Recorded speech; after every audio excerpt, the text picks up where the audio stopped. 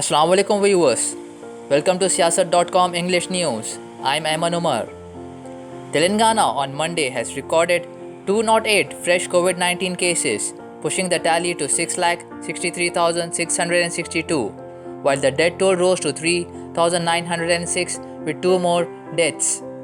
The Greater Hyderabad Municipal Corporation has accounted for the most number of cases with 49, followed by Warangal Urban with 20 cases and Karimnagar and Madchal Malkajgiri with 15 cases each in the districts.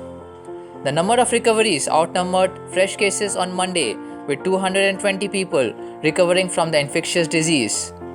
The cumulative number of recoveries till date was 6,54,765. The recovery rate in Telangana is recorded at 98.65%, while it was 97.69% in the country. The number of active cases in the state has stood at 4,991. All India Majlis-e-Ittihad Muslimin President Asaduddin Owaisi on Monday was denied permission to meet former MP Atiq Ahmed in Sabarmati Central Prison in Ahmedabad. The Hyderabad MP, along with some party leaders, has reached Ahmedabad on Monday morning, but Gujarat prison authorities denied him permission to meet Ahmed, who recently joined All India Majlis-e-Ittihad Muslimin. MIM party sources have said in Hyderabad that Owaisi was scheduled to reach Sabarmati Central Prison to meet Atiq Ahmed at 11 am.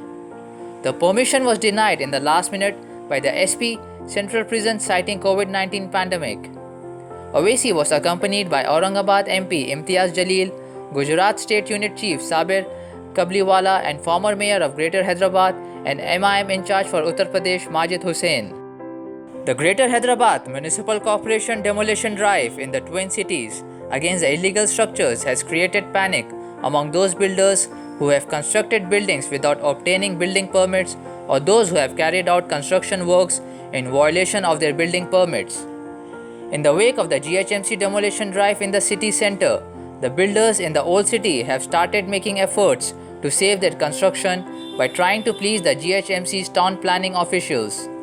After the town planning demolition drive, even the common citizens have become cautious and started inquiring about the building permits before purchasing flats or homes. The town planning is running a demolition drive against those who have constructed buildings without obtaining the building permits. The town planning officials has claimed that there is no need for them to serve any notice to demolish illegal buildings. Some builders are alleging that the town planning is not taking any action against those builders who are having political patronage. The relative of a dead man who was born a Hindu but had converted to Islam argued over his funerary rituals at a morgue in Indore in Madhya Pradesh on Monday, with police having to intervene to help them reach an agreement. Sub-Inspector Mahesh Srivastav have said that a 48-year-old man whose name was Salim Khan as per his Aadhaar card and voter ID was born Prakash Malviya in a Hindu household in Devas but had converted to Islam some years ago.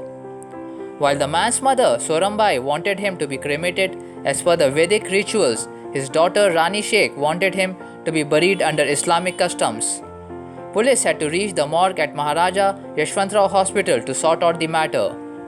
The police had settled the argument by getting his body to his paternal home for Hindu rituals and then burial as per the Islamic customs.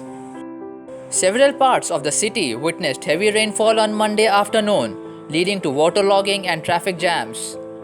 According to the Telangana State Development Planning Society, as of 4 pm, Falaknuma recorded the highest rainfall of 88.5 mm, followed by Malakpet with 54.8 mm, and the lowest rainfall was recorded at Mehdipatnam at 2.8 mm. The India Meteorological Department on Monday also issued a 3-day rainfall warning for the state of Telangana from 21st to 23rd of September. The department warned that light to moderate rain or thunder showers are expected at places with heavy rain at isolated places for the next 3 days. Spoons have replaced traditional flags and banners as a form of resistance in Palestine after they were used in carrying out one of Israel's biggest prison breaks. According to the reports, on 6th of September 2021, 6 Palestine prisoners escaped from Israeli prison by tunneling with spoons, utensils, and other things. Later, Israel recaptured all the 6 Palestinian prisoners. A picture of the duck tunnel was posted on social media, and although it was unclear whether Spoon was actually involved in the incident or not, the lawyer of Mahmoud Abdullah Arda, one of the 6 fugitives, later told media that his client has told him that he used spoons, plates, and even kettle handles to dig a tunnel out of his cell. Turkish President Recep Tayyip Erdogan has left for the United States to attend the 76th session of the UN General Assembly that will be held in New York. Speaking at a press conference in Istanbul before his departure, Erdogan said that issues related to health, climate change, and sustainable development will be high on the agenda of the general debates. Erdogan said that he will highlight Turkey's strong support for multilateralism and the goal of establishing a fairer world order during his address to the General Assembly on Tuesday. Hosting some 4 million refugees on its territories, Turkey will also give a message about migrants at the meeting. He said that the president will also have bilateral talks with some heads of state and government and the UN Secretary General. Nishat Fatima of Shaheen Group of Institutions Bidar has bagged the 9th rank in the Karnataka Common Entrance Test 2021. The result of the test was declared by the Karnataka Education Minister on Monday. Nishat Fatima bagged the 9th rank and secured 60 out of 60 in biology, in Bachelor of Naturopathy and Yogic Sciences and Bachelor of Veterinary Science. A total of 26 students from Shaheen Institute have secured ranks in top 500 in BNYS and BVSC courses. That's it for today. Thank you, viewers.